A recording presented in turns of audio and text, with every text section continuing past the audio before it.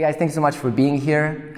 Today I have with me Paul and Cristina. They are a young and passionate Latin couple. They are ranked 13 in World Latin and are the first Romanian couple to have ever won a world championship. And we're going to talk more about that. You guys won your first championship in 2012 in China, in youth. And then you went after another 2 titles in under 21 in 2013 and 14 in the wonderful Spain. So thank you again for having the time today. And yeah, we're here at this Masters. You guys are going to have a competition today. It's going to be a lot of fun.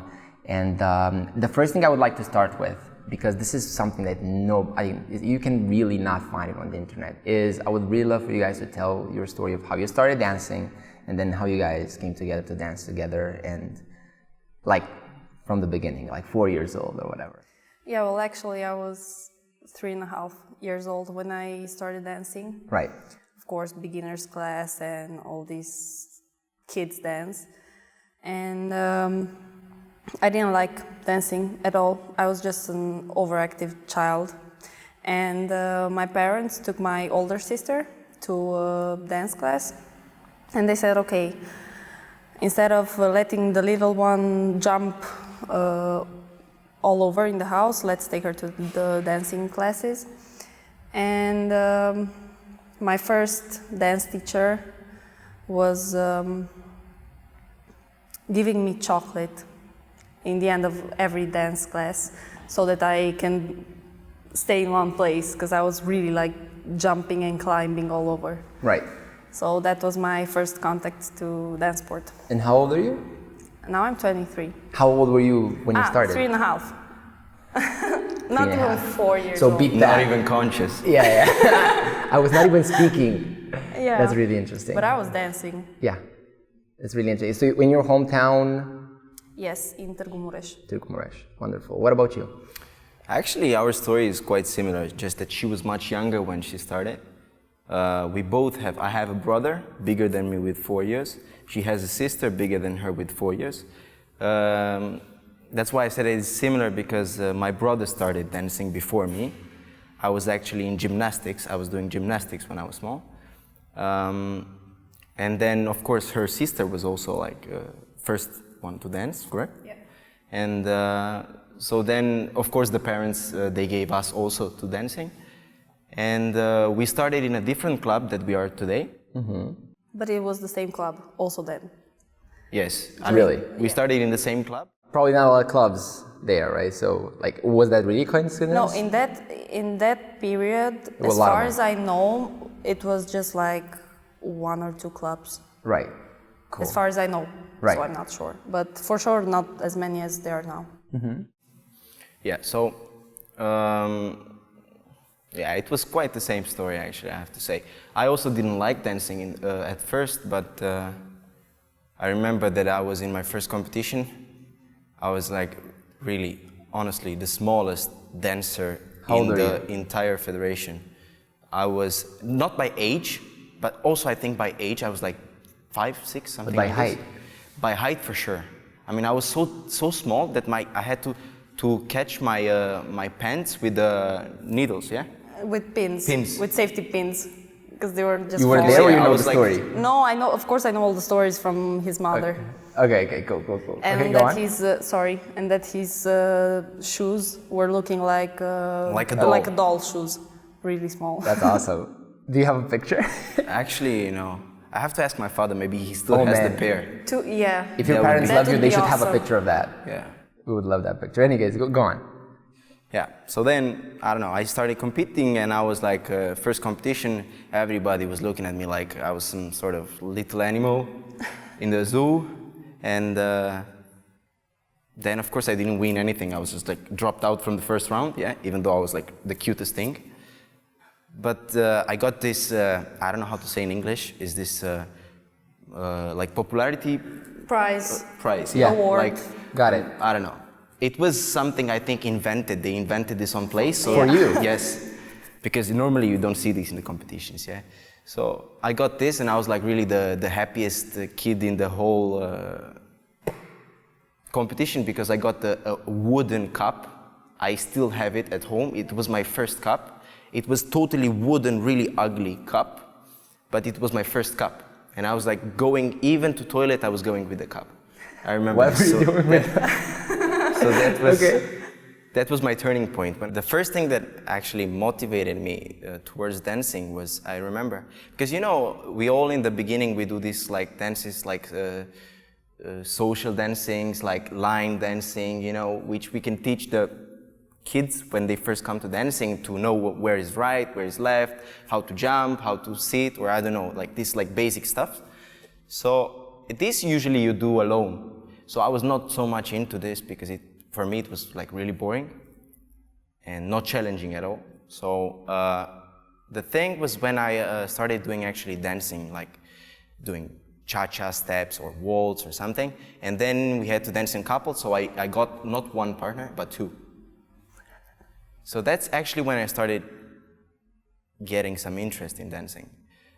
Because I have to say that this is probably a unique story, because I don't even know how this was functioning, but I know for sure that it was like this, that it was one competition when I danced with two girls, and I swear it's like this. I danced with two girls in the same category, yeah? I had two numbers on my back. I was changing girls. So I had like, I was entering like, for example, first heat, waltz, I had one number with pins and one number with scotch on top, so I could swap them like really fast. Ooh. So I was going in with one girl, I was doing the dancing, whatever, not even doing the bow, because I had to go out, because I was the second hit with another girl. So I was going out, they were changing my number, like in Formula 1, you know? And then I had to go back in and dance, so I was like this. Yeah, Is that legal? I don't know how it was possible. Yeah, like, it's probably not. Because if I would go in like final with both, I would just be like what, dancing with two girls, like salsa con dos. Yeah, or something. I mean that's a great place to be generally as a guy, but probably not in a final. Yeah. Yeah, that's really But I interesting. don't know how it was functioning, because I remember that it happened to me the same thing. You with two guys? No. It was me and another girl. We had the same partner. Okay. Yeah. So we were dancing because it was in the same time. Yeah. Right. Maybe 1 year earlier or later than him.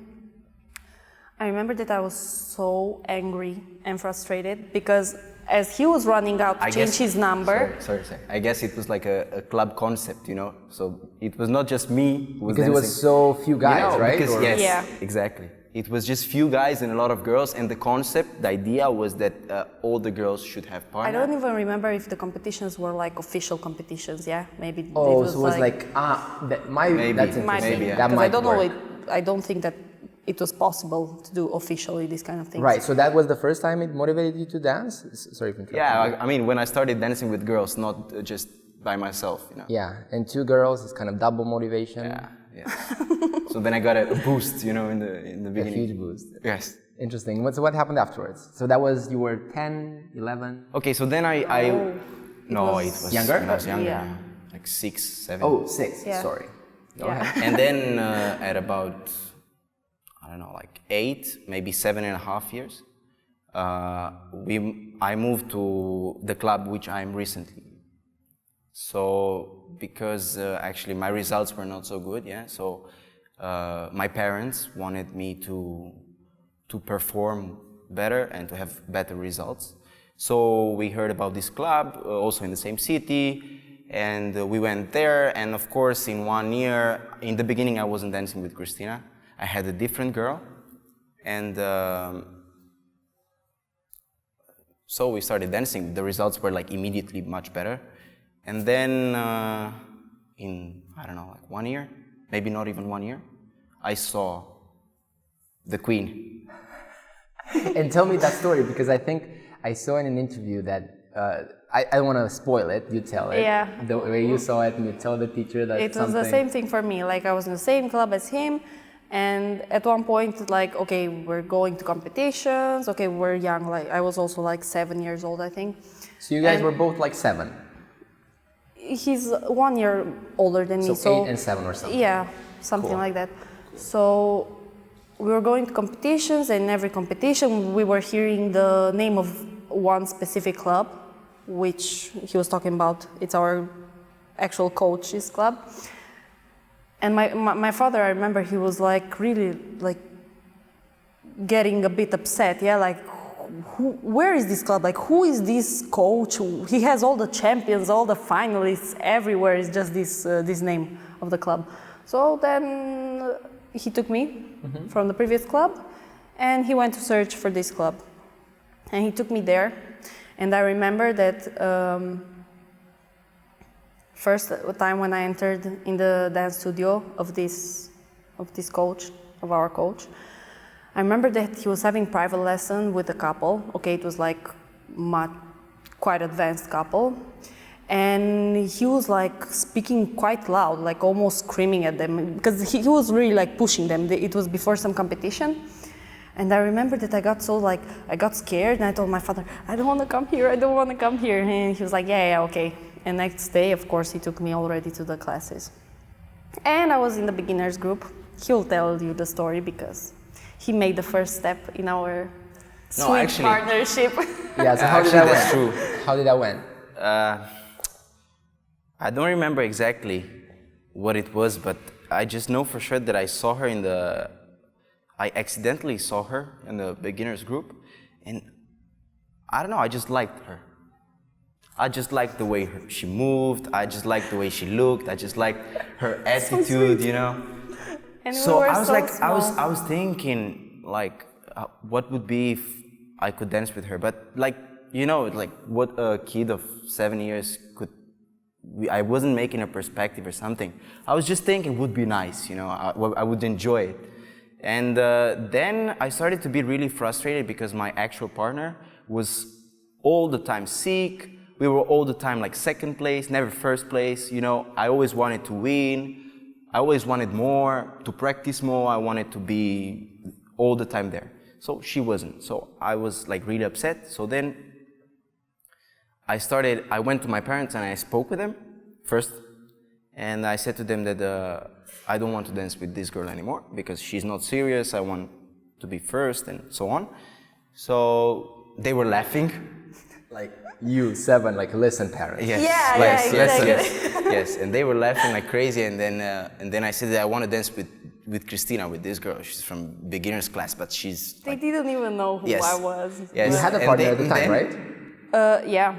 Okay. Actually, I changed few partners, of course, like low level, beginners level. Right. Cool. But yeah, so then I went to my coach and I just said to him, like, you know, I don't want to dance with this girl anymore. Of course, she had a partner when I asked to dance with her. I had a partner, she had a partner. So actually we split 2 couples, yeah?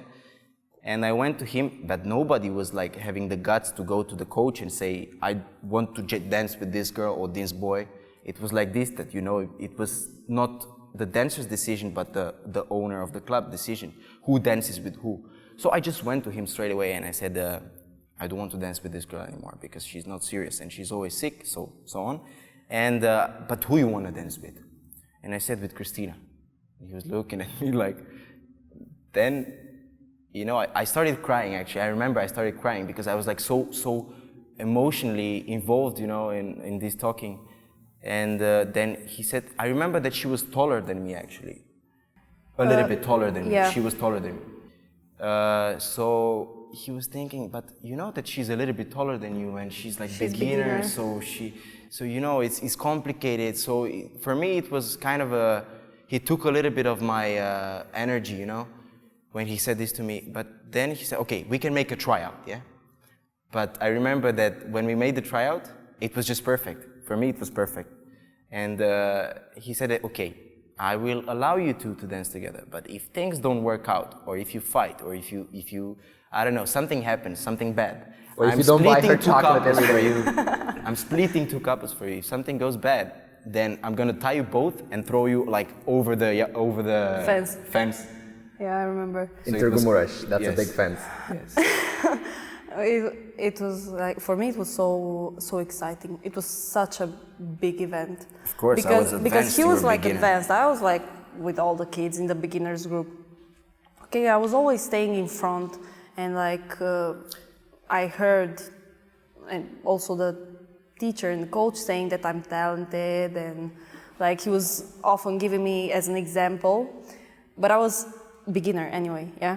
So I remember that I was having the group classes, and after when we were finishing, they were coming in the advanced ones, yeah. Ooh. And of course, Paul was also there, and all the girls liked him because he was not like now. He was like really blonde, and he was like the cutest from all the boys.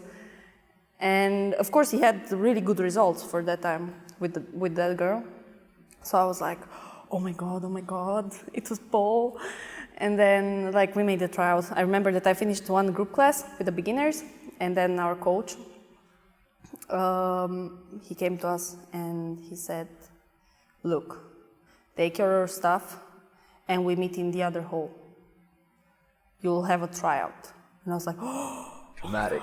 It was panic, yeah. So we went, and now how he said it was like, of course, if for him was perfect, for me it was like ninth heaven.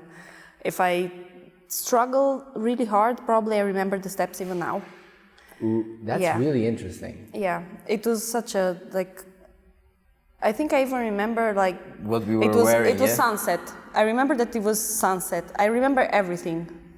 It was so emotionally charged. That's interesting. Yeah, like I think Cool. I'll never forget it. And then he said, okay, how he said that I leave you together. If something happens, it doesn't work, I tie you together, I throw you away. I was like, okay, got a bit scared. But anyway, I was so excited. Like I remember that when I went into the dressing room, I was like, ooh! I wanted to jump somewhere, I don't know. I was so happy. So you guys started dancing together, right? You were 8, Yeah. you were 7, a lot of things happened to do that. Yeah. For me, it's really interesting that you guys even remember all these things. Yeah, actually, Right? because I usually don't remember a lot of things, but this is like Yeah. Right. So what happened afterwards? Like fast forward till today, how did you guys? a lot of work. Yeah. A lot of work. You guys are hard workers, right? Like it's one Yeah. of the things that I think you talk like just work, and just practice a lot. Yes. We've been through a lot together. I mean, also like really nice moments, you know, but also like really heavy moments, difficult ones. I have to say that we know each other so well that nothing surprises us about. Yeah, like I remember that like a few years ago in a training camp, our coach decided to do like some interesting class, and he gave us some papers. It was like some kind of psychological test. In one part it was for yourself, the test, and for the other part, quite the same questions, but like for your partner, how your partner would answer. And I remember that it was like almost the same answers I gave for him and him for me also. That's really hard. Okay, I know him. I answered a bit better I can't do than that him. with my brother. Yeah, but I mean, I think If I I can. would do it with my brother, then it wouldn't be the same. For yeah. sure. Interesting. Yeah. I mean, ultimately, you do spend more time with her than with your brother, like really. So Yeah, and Actually, you know yeah. what's the thing? The thing is that usually you spend time, for example, we spend time in all kind of situations, yeah. In not just good situations, like good moments, but also in like tension, like practice, you know, when you see the other person's also not the good sides, but the bad sides. So then you really get to know the person as it is, like naturally, not a fake image or something, you know? or just yeah. And anyway, like since we started together, like we really started practicing a lot and having So a walk me lot through of that. lessons. What does a lot mean? Well, okay, right. For example, like I think first year or maybe first 2 years, not really every day training, but 4 times a week for sure. Yeah, in the first year, let's say. And then since I was 9 and he was 10, we started practicing every day. Like maybe one okay, year maybe or yeah, I don't remember exactly, but maybe okay, the Sunday was free, yeah, or from Saturday afternoon till and Sunday all day it was like free. 4 hours. There you go. Got it. Yeah, but like we were really practicing, and we're spending like you can imagine for so many years together.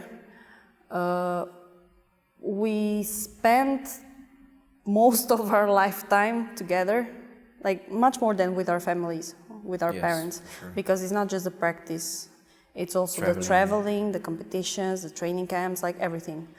So we grew up Competitions, together. yeah. Interesting. So walk me through, you said, I'm really curious to hear some of these. You said you had a lot of really nice moments in which, I mean, winning like the youth champion and under 21, like 2 times in a row. Walk me through some really nice moments, and I really want to hear some really like heavy moments. Yeah. Well, I have to say in Romania, since we were kids, since we started dancing together, we were always favorite couple, or one of the favorite couples in the national championship, for example. Yeah, we were always. I mean, since juvenile, we were second, and then each year. Why do you think that is? I think do you know why it happened? You know why? I think because hard work really pays off in the end of the day. If it's like constant, and it doesn't matter, that nothing affects you. You keep on doing your job, and you are consistent in what you're doing, and you keep the direction. It will eventually lead you to where you want. But you have to be really keep on going. I mean, you don't have to stop. Doesn't matter what. If it's heavy, still you have to go. Right, and you guys are aligned with this mindset, right? Yes. I think that's the most interesting thing. Because I think also the main reason why we are like this and why we are so constant, I have to say, is because of our coach. Because he has this mentality. And who's your main coach? Shomo Di Marto. I didn't hear. Shomo Di Marto. Okay, cool. He's like our coach and our second dad. Yes. Beautiful. It's like we know each other so well, and we know him because we're like a triangle. Yeah. So you can do the psychological test for him as well? Oh, definitely. I think probably even better than for ourselves. Yeah, because he screams at you more than he screams at each other. Yeah. Cool. There are moments, Yeah. So walk me through, I would really love to hear one experience from you, like a really, really nice moment or really, really heavy moment. You guys choose it. I think it doesn't matter because people, like you guys said, like each other as you are, not perfect. So I would really like to hear both sides. So you can go. I'll start with the good one, yeah? Yeah. Okay, like there were a lot of great moments, definitely. Mm-hmm. But like the first thing which pops in my mind, it was the youth final championship, youth world championship, which we won in Beijing. I mean, not just the moment when they announced us that we won, like all the competition, like everything. I don't know, it was like, everything was perfect. Like, walk me through that day, how it was perfect. If you remember, but if you remember 7, like if you remember this. Of course I remember. No, like the way, since I woke up in the morning, like of course we were really like, the mindset was really strong. We were really focused and really... Not like the second one, when you woke up with a swollen head. Oh, I will tell you that one. Actually, yeah, I should tell that one as a bad memory. It was not bad, we won the world championship. Okay. Come on. Yeah, started but like bad. The morning started bad. So wake up in the morning was perfect. Yeah, and everything, like the warm-up, the rounds, the final, like everything. And we were the highest so well prepared, I have to say. We were like mentally so well prepared that I could, we were like fighters, really, like fighters. We felt that we have to win. No, actually, like in that particular day, I felt like I was some kind of alien or robot or something. Like I felt that nobody is stronger than me, or nobody can dance better than me, or it was just like unbelievable feeling. And then like the highest point, of course, like I remember that, we finished the final, and we were waiting for the results, and for the award ceremony. And there was one guy who came with the papers, but he was like really trying to hide them. But I don't know how he appeared because he was like right next to me. So, of course, all the crowd came behind me to see the papers, but he was like really trying to hide them. And because people were squeezing me next to the guy, like I saw the results, yeah? And I saw that we were in the first place. And like, I was like, in my mind, like I couldn't believe it. Like I knew that we really can win, yeah? But when I saw it, I was like, no, wait, okay. It was like, I was trying to get excited and I was like, no, calm down, okay? Maybe it's a mistake. Wait. Yeah, what if it's not like that? Yeah, What if it's just the order of the numbers, yeah, I was like thinking the same. And like, I turned around and I think it was Paul or our coach or our main teacher. I don't remember who was next to me, but I think I just turned and I said like, I think we won. And then Like scared, like I think we won. yeah, and then I was like waiting, and then when they announced, it was such a great feeling, and especially like because a lot of people from our country were thinking that no Romanian couple could ever win a world title, and we did it, and we were the first one who did this. It was such an amazing feeling. Like even now, when I remember, like I get these goosebumps. Yeah, it was so nice feeling. And then when we climbed on the highest, how it's called, step of the podium. Yeah,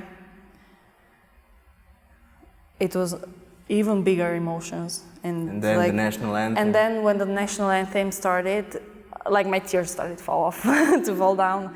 It was such an amazing feeling. Really, was the best. I think this is like the best memory. For sure. Which I have. Cool. Do you think the same? Yeah, actually, I know, like no. No, actually, it was the celebration after. Like, what's your perspective on the same experience? No, actually, it's the same because we were both like always next to each other. So I just know that I saw the results, but I was struggling, not like her being in the middle. I was struggling to see the results, and when I saw the results, I shouted. I really shouted. Yeah, you was. And actually, in China is because it was in Beijing, yeah? And in China, the hall is usually it was quiet, really quiet. No music, nobody was dancing. It was finished. People were just sitting down, quiet. And then it was me shouting like crazy. Yeah. And then our coach came and he was like, "What happened?" I was like, "We won. Check the list. We won." And then he was like, maybe it's the order of the numbers. Of course, we hugged, we jumped, we all over, and then we said, "But let's wait." Yeah. But let's wait. Let's wait so that we have the assurance that we won.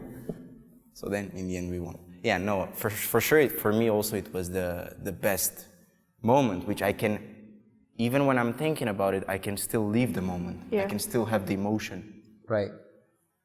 It was, of course, also, for example, for me, I remember when we passed from Juvenile 2 to Junior 1, because till Junior 1, we didn't have not even one national championship title. Yeah, and we were always second. So then we went to Junior 1 and we won Latin and ballroom, both. So for me, that was the moment when I considered myself to be a ballroom guy, a standard guy, not a Latin. So I really were 14, 15? No, we were like 12. Oh, 12, cool. Yeah.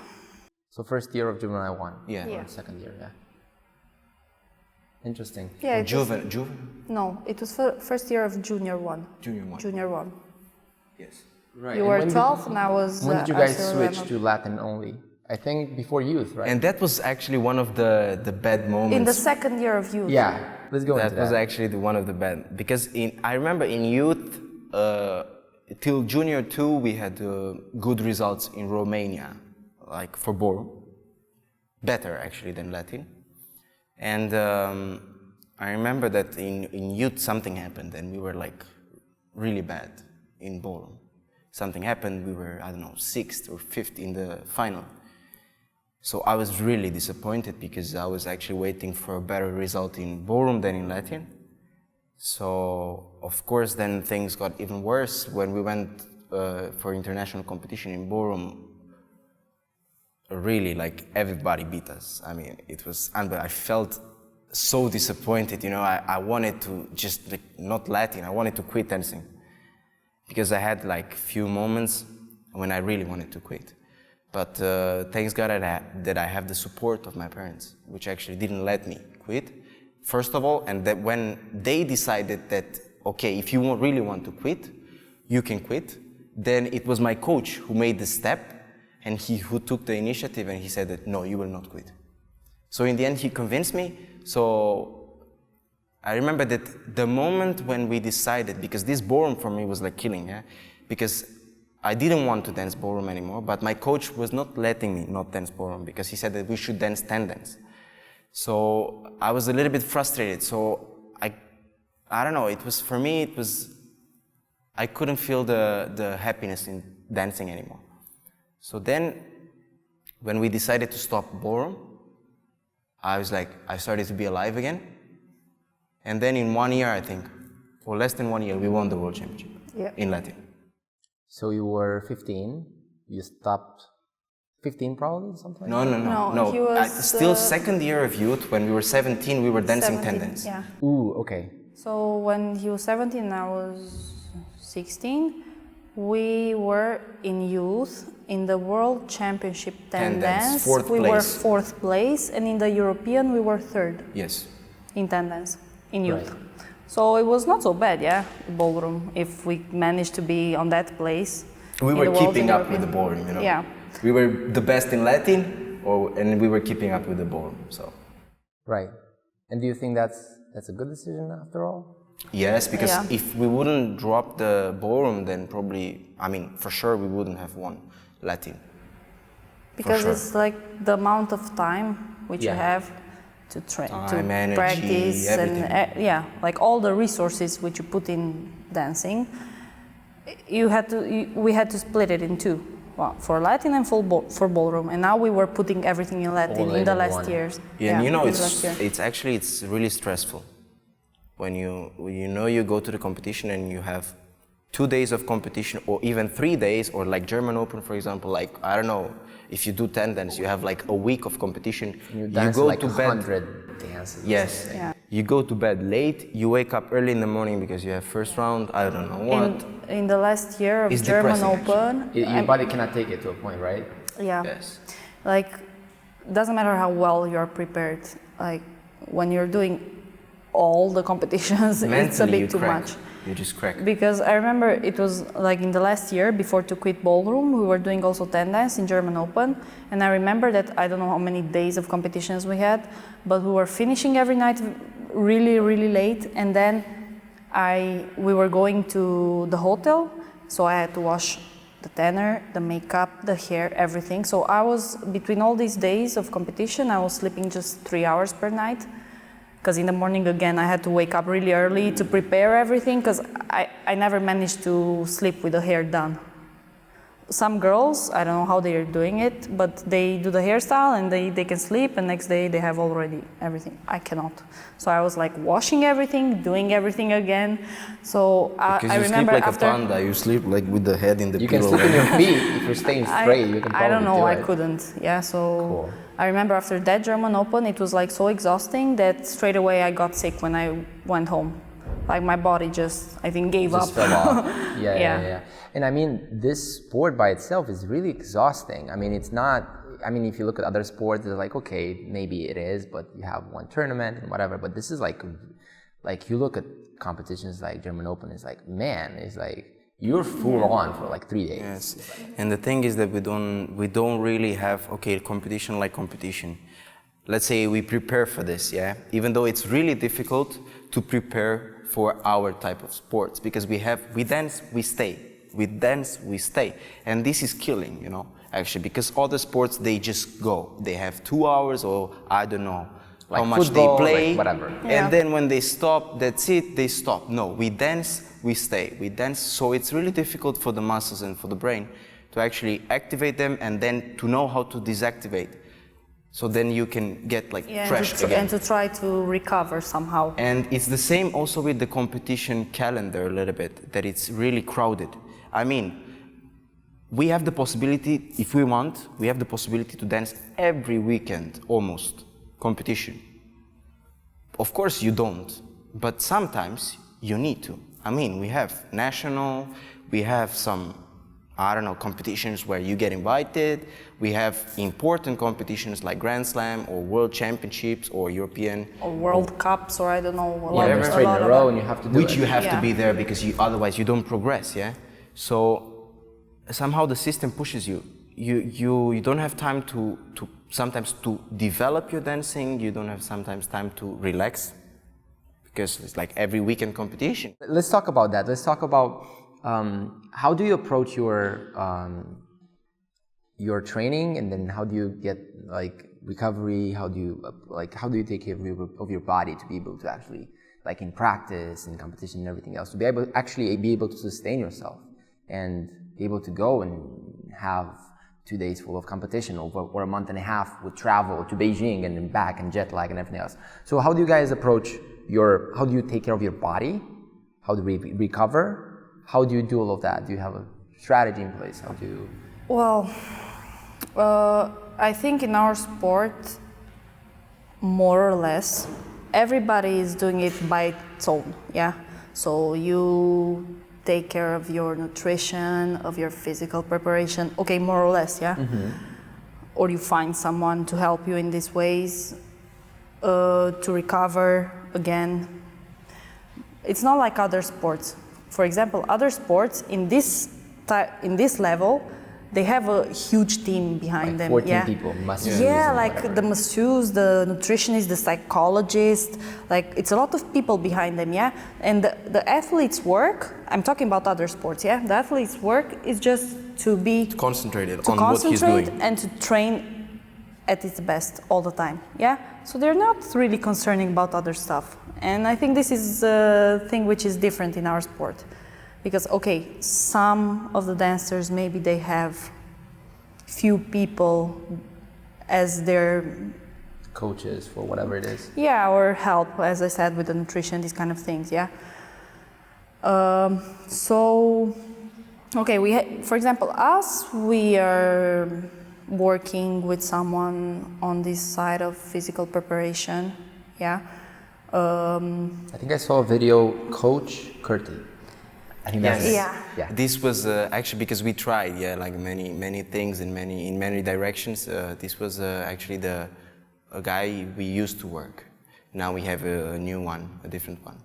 But yeah, we do. Probably you saw the video. We do that kind of exercises. Seems wild. Yeah. Yes, it's difficult. But you know, it's also difficult to find someone who is willing to analyze our sport. Because it's different, you know. It's not like we need the normal fitness to lift weights and gain weight or whatever. Yeah, to understand the needs. Yes, what needs we have. And for this, you have to find somebody who was probably an ex-athlete in something. Not just a fitness instructor who can give you some, I don't know, do 10 of this, routines 10 of this. And just do the exercises. It needs to be more detailed. It needs to be more, analyzed more towards what we need.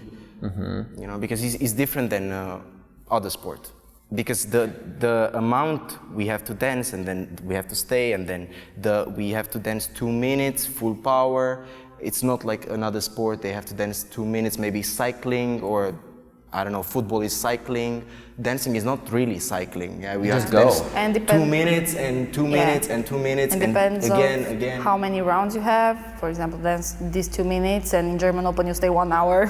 Yes, between the samba and cha-cha. Which is really frustrating to your body, right? It's really difficult. Like, every couple which dances German Open, like till let's say 24 semi-final, can tell you it's unbelievably difficult, German Open. But yeah, so in the first round you have this like 1 hour to wait between dances, and then you have like 2 minutes maybe in semi-final, and it changes, like the time gets shorter and shorter between the rounds. So yeah, how you said, it really needed somebody to really understand all these details of our sport. Mm-hmm. Of course, also nutrition is very important, because and it's really difficult, I must say, because it's easy for somebody who is, I don't know, having 1 competition a month. It's easy, but when you travel, you know, this flying and driving and I don't know, being on the road, a little bit ruins everything, like the schedule for eating, the hours, what you eat. It's not like you always can respect your rules or schedule for eating and stuff. So it's a little bit difficult when you have to travel a lot. So, but then in the end you feel, if you skip a meal, for example, or if you eat some, I don't know, not healthy or we don't junk eat food, not but healthy food, but Yeah. not what you have to eat. You feel immediately. So yeah, also this is a aspect which is very important, I think. And of course the lessons. The lessons and the practice and Right. for example the recovery after, let's say, a really big competition. Okay, you have a Grand Slam or something, and then what kind of, you cannot do too much recovery in your hotel room, yeah? And next you have day to go morning back to practice. No, I'm saying, like, for example, you're in China somewhere having a Grand Slam, and then you finish the competition in the evening. Okay, you shower, you eat, and then you sleep. There's not such a professional recovery after such a big competition, yeah? And then next morning you fly, and you fly for, I don't know, 20 something hours. Perfect. So it's, yeah. And then you got your legs even more swollen. So Yeah, because of flying, like that happens, of course. All the time. Do you guys have a way in which you deal with jet lag? I mean, it's just when you have to perform at a high level, Actually, jet lag is such a pain in the ass. I have to say that the first World Championship that we went in China, Yeah. which we won in 2012, we did a preparation like this, that we were actually trying to adjust to the time in China before with 1 month we started, because it was like progressive. But in the end, we felt really good for the competition, because, you know, it's also for the mental, it's very healthy that you know that you prepared everything. So that's why we were like this. But I think it's impossible, because we have a lot of competitions every weekend. So if you have a Grand Slam, for example, in China, yeah, you cannot prepare for a month competition, for each. Okay, you probably will be, if you don't have anything before, you will be ready for the competition. You can prepare, let's say, 3 weeks before. You get adjust for the time in China. You don't have problems with sleeping. But when you come back home, and if next weekend you have a competition, you're dead. really messed up. Yeah. So it's like this, you know, you have to make some sacrifices. In the end, we try to keep balance to all the things. But sometimes it's really not possible. I mean, or this or this. Yeah, well, okay. I think last time when we were in China, I couldn't sleep. It was first time that this happened to me, because before we had the competition before that we had in China, we didn't prepare like this, like before the Worlds, yeah. But I arrived there and I could sleep normally, and I woke up in the morning, didn't have any problem, so I didn't feel the jet lag. But normally it's like this, that when you travel, even though you sleep on the plane, when you arrive to the hotel, you sleep. And normally when we travel, we are already tired, so because of the practicing of before. So honestly, I don't have problems. I mean, if you give me a bed right now, I can sleep. It's not a problem. But I mean, our bodies really. I just learned this from somebody. They're like, you really have like a bank account for sleep. So anybody that's really doing high performance sports like you guys do, you have like your bank account is like -4 billion. Yeah. So if you get somebody a bed in like a dark room, they will sleep for like a month. Yeah, you know? I got a lot of credit for that. Yeah. You probably guys. I think like you don't even need a bed. Like, if I would stay like this in silence like 5 minutes, I will fall. You don't even need a bed. That's awesome. All right, guys. What about? I do have a couple of things, then I'll let you guys go. But this has been a really interesting conversation. Let's talk about your mindset, because I really think that's from the research that my team did to put this together, the questions, and I looked into what you guys doing.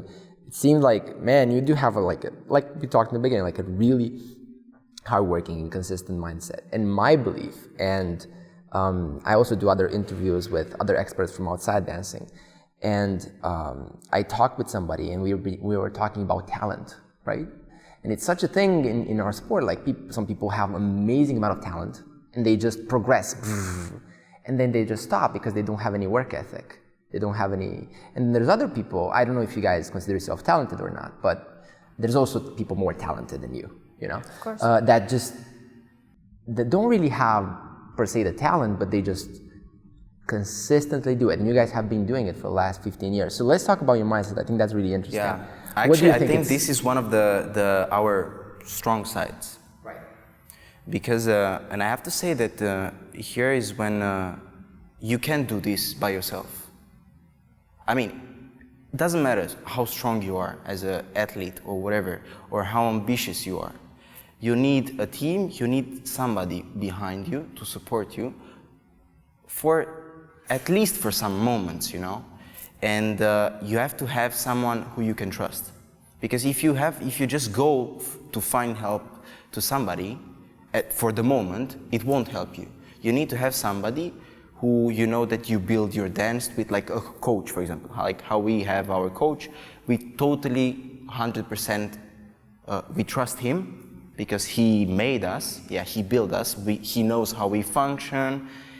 And every time we have problems, or because, okay, we always have problems, but every time we talk about it with him and we find solutions, even though sometimes the things are not working as they should be, we never let it go. I mean, we're still working on it, we're working on it. And of course it takes time, and it's like, it's not always pink, you know, it's not always that, I don't know, you, for example, you make a target, you propose something for yourself, you want to achieve something, and then, I don't know, it like, you prepare, even though you prepare very well, it's not coming out from the first time. So you need time, but that brings you a little bit down.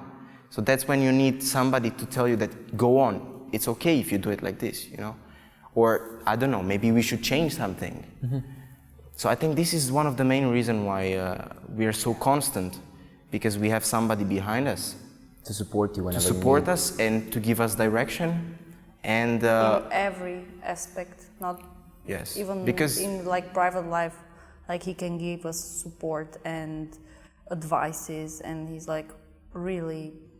Because I think that all the dancers, when they have problems, they don't have problems with the dancing, but they have problems like in everything else?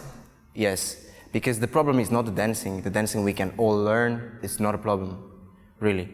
I mean, when you start to have problems, it's because of your frustrations, your, I don't know, state of mind, it comes from somewhere else. Like something you have in your family, like something you have there, whatever. Fighting with the partners, you know how many couples they split because of this. I mean, we also fight sometimes, but we know where's the limit, because we have somebody who is like checking us, And of course, he taught us this, how to speak to each other. I mean, there is a limit, you cannot say everything, even though you're pissed, even though you're tired, even though you're stressed, you cannot say whatever crosses your mind. So you have to control yourself. So it's like this, and I think a lot of couples, they do mistake in this way, because dancing is easy. Learning how to dance is easy. It's the other things, how to take, I don't know, how to take when you lose, how you can take it emotionally. How to manage the yourself. Downsides, the bad sides of... Because the wins, everybody can manage a win. Of course, it's like, give it to me, give me one more.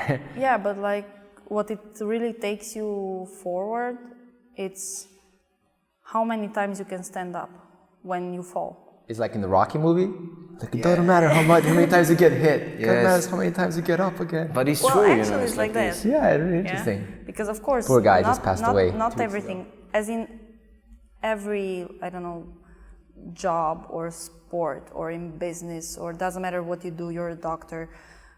It's like the road to success is not smooth at all. Otherwise everybody would be there, right? Exactly. So it has a lot of downhill. But you know, usually the people, they see just the bright side. I mean, the people, when they look at us, they see, it's, you know, like, I wish I could be in their place or something. But I have to say that even though the people who are sometimes seeing us in the studio, like, for example, our couples or different couples that come to our studio, they still don't actually realize what we have to go through to maintain the results or to improve, or I don't know. It's like, for them, they see just... It's the iceberg effect. You guys know the iceberg thing? They just see the tip. They don't see everything that is below. And this is actually very important. Right. No, I get it. I mean, It's just that people don't. I mean, it's really hard for people to comprehend everything that goes beyond, below the iceberg. You know, you guys know you build the whole thing, but for people to just see like, they're winning, yes, like awesome. They're really good or something. Like, you know, they deserve, Yeah, but you they don't have see something. that. But they don't see that we lost. Like how many times we got defeated, how many times we were, I don't know, we felt dishonored or whatever. You know, it's like many down points, which actually I really think you cannot be up if you were not down. Yeah. So you have to really feel how it's burning, so then you can actually fly. And it's also like I don't like to use this word, but in general people use it, how many things you sacrifice for success. Because in fact it's not a sacrifice, it's, let's take it like an investment in your success. It's a decision. So but people in general say, oh, I sacrifice if you want to do for something, this. It's not a sacrifice. Yeah, exactly. So it was like, it's a lot of time, energy, like money, like soul. It's like everything you've got. Our coach actually has a really like good quote which he uses all the time.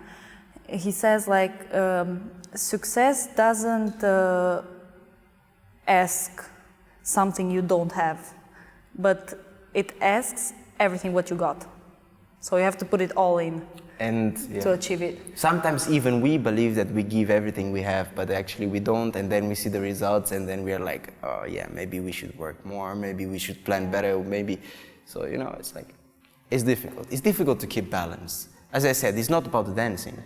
Dancing, you can learn from, you have the possibility to go and have lessons with everybody.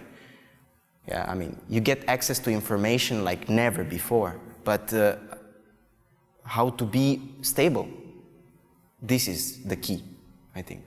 Love it. Cool. Let's, I think something interesting that I wanted to talk to you guys about is, I want to talk about your teachers. We're going to talk about it in a second. I really want to, I'm curious on the dynamic there. Really curious, like one short thing. Do you think this mental, emotional stability, whatever it is, my belief is there's a big percentage that comes from your parents. Even though you're like your teachers, whatever, but like your teachers cannot fix what your parents haven't done. So you know what I mean? Like how big is the part of emotional stability that you have and the resilience, really, whatever. I don't even know what that word means in Romanian, but do you think that's a lot from your parents as well? Yes, for from sure. your education It has and a big support. influence. Yeah, because, you know, like, okay, as a child, let's say, when you go to sport, when your parents take you to sport, you already have like a luggage of information and of habits and beliefs, which come from your parents, mainly. And then your teacher or coach has something to work with, yeah? Better is the stuff inside of the luggage, probably easier is for the coach. But I believe like, depends like of the situation. If it's a really, really good coach, like for example how it's ours, really, like you still can reach a certain level, even if the kid or the teenager... he can fix. Yes, somehow, because, okay, you have a luggage of things from your family, but like your evolution and your education doesn't stop there, yeah? So if you have like a coach or some really strong figure in your life which can guide you and educate you, yeah, like a mentor, then you can fix some things. But probably, yeah, there are some things which cannot be fixed. I mean, not our case, because our parents were really good and they are still supporting us. That's really nice. Yeah. Cool. You want to say something? And as I said, we actually spent a lot of time with our coach. Yeah. I think more than with our families. So yeah. Much more.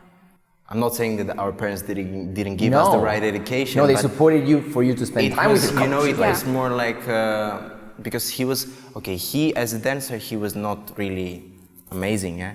But he So did. what's his name again, so that people can... Shomo Di Marton. Okay, cool. He, as a dancer, he was not well known or world champion, not even national champion. But he studied a lot. He was really passionate about studying He's dancing. self-taught. And he did also weightlifting in his When he was a when he was teenager. a teenager. Yeah. Perfect. So he knows Doesn't what go really sports well imply. with dancing. Yeah, it was probably to impress girls, Yes. but... Yes, probably. I would do it like this. Okay. But, so yeah, he gave us all these mental abilities, directions in which to think. Because it's like, even when you spend so much time with somebody, even if you don't want, you still get something from that person, yeah? I mean, it's unconscious thing. Oh yeah, of course. So, what do you think is the biggest lesson you've got from your teacher? Like, and may it not be the same lesson for both of you. If it's the same, it's the same. Like, what do you think? Don't put enormous pressure on it. Like, what do you think it's one that pops to your mind? Like, oh man, that really made a difference. Honestly, like, it's so difficult to think about one thing because It's like a list. He's Yeah. not even a list. I think I could write a book, even though I told him, like, when you get older, you should really think about writing a book, because even if we drive somewhere, or if we just like eat or we are relaxing, like every single word that he comes from his mouth, it's like pure gold. Okay, now I have Like to meet it's this a person. lesson. Honestly, like everything what he's talking, like if you open your mind and your ears. And as I It's said, unbelievable how much it's you can not learn from him. necessarily about the dancing, Oh yeah, of course. I think it's much more important things than the technical aspect of dancing, or even like, I don't know, anything that has to do with how we do the dancing.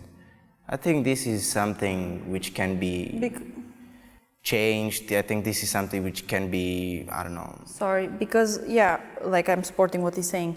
Like, of course, there are a lot of ex-dancers and former world champions and a lot of really, really good teachers. But to be a coach and to be able, not just a coach, to be able to take two children, like really small kids, and to grow them up into sportsmen and, to... It doesn't just require to know Yeah. about dancing, actually. First of all, you have to be a Good human being. good human being, yeah, to know how to communicate, because it's difficult to grow a dancer, to grow an athlete. It's difficult. It's easy to do a lesson with somebody, but it's really difficult because you don't have a responsibility if you're doing just a lesson, yeah? Or even if you're doing constant lessons. But to be coach is like parenting. Yeah. It's like this. You have to be careful of a lot of aspects, not Right. just about the dancing, what they're doing in their free time, how they're spending, I don't know, how they talk, And how just they care behave. about them. Yeah, or are they doing fine with their private life, especially when like you grow up, you turn from a teenager to an adult. I think it's also an important aspect. Like, are they like dating someone? Are they like calm and everything is fine with their private life? So it really involves a lot of aspects, not just like giving really, really good information about how to Like make a 45, walk. yeah. Sometimes we just, because we say this, I think, from our experience, because we are also teaching, and now we start to see the way he sees things. Because he saw things. teach other couples Yes, now. because you have to do it in order to experience it, yeah? Otherwise, you're just talking about it, but you don't actually feel it. Yeah. But I have to say that it's really an amazing job, and it takes a lot of you as a person to grow somebody, like as a child, a dancer.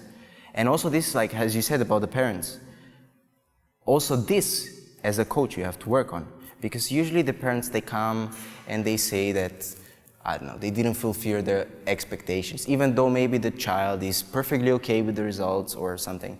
And then you start to have problems because the child is listening to the parents. So then they start to put things in their head, and the child is starting to be like poisoned somehow. So then you have to work with him, but he's not listening to you anymore, and stuff like this. You know, everything is related like this. Right. So we could talk forever. Yes. Yeah. Obviously. I would like to end with like, I think 2 things. If I can remember the second till I say the first. Well, let's see. What does dancing means to you as a person? And for like, how do you say it? Like, what is it for you? Like, is it an expression? Is it, I don't want to put words in your mouth. So what is dancing to you as a...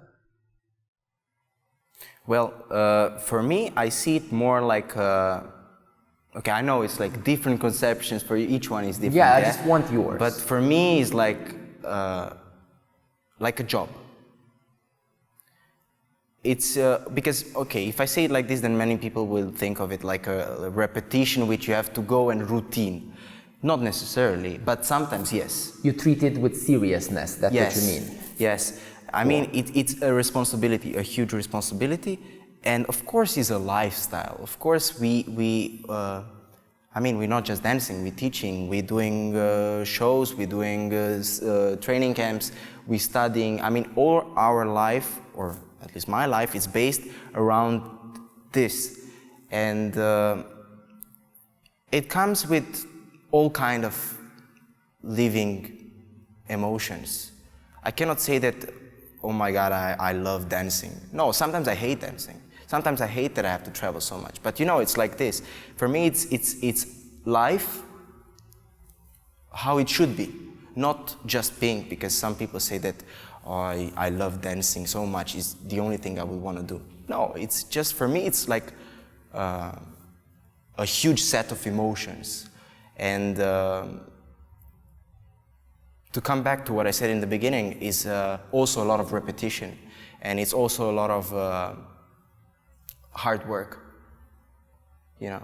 And because, okay, sometimes we feel so good, but actually we don't dance so good. And sometimes we feel really bad, but the feedback from the outside comes, it's like amazing. So, you know, it's... What do you think? Well, it's funny because It's the same.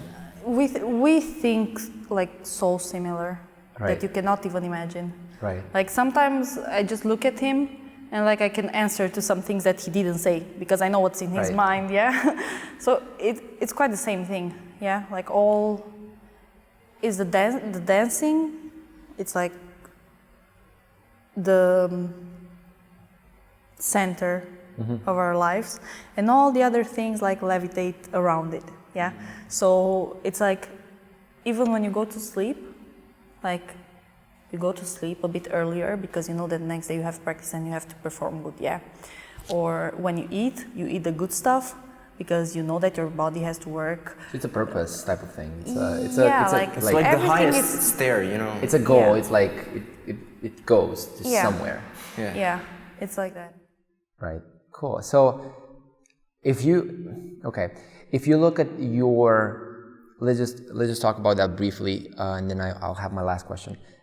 If you look at you performing at a competition or just like whatever you're doing, what do you think are the most I don't like the question, but I'm trying to, like, if you would pick like 1 or 2 things that make you the most excited about dancing, like is it performing in front of an audience?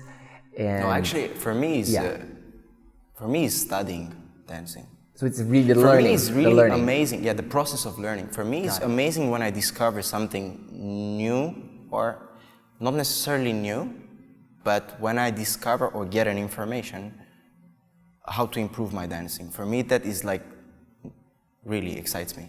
It's not so okay, this is one of the aspects, but it's not so much about performing or I mean, me myself, I know myself not as a artistical person, yeah. So for me, the audience is, I mean, it's important, of course. I get influenced if the audience is clapping for us. Of course, they give you energy and something.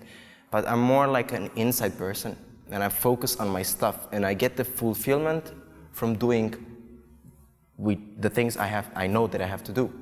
So it's not so much about the public, it's more about what is happening inside of myself. So, And sorry? I think also one of the biggest thing which I like about the dancing is that winning.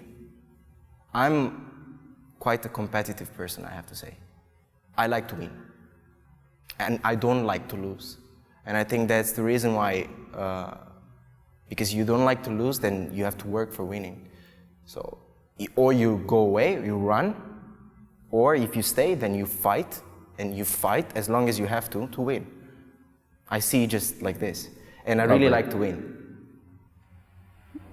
And somehow to complete our common brain, it's like, okay, maybe it's like more for me, for this half of the brain, but it's also like this overcoming your limits, yeah, constantly pushing yourself, like physically, mentally, emotionally.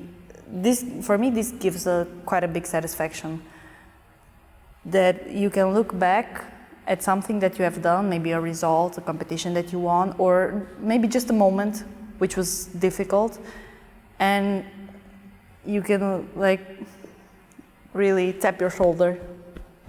You did a good job, yeah?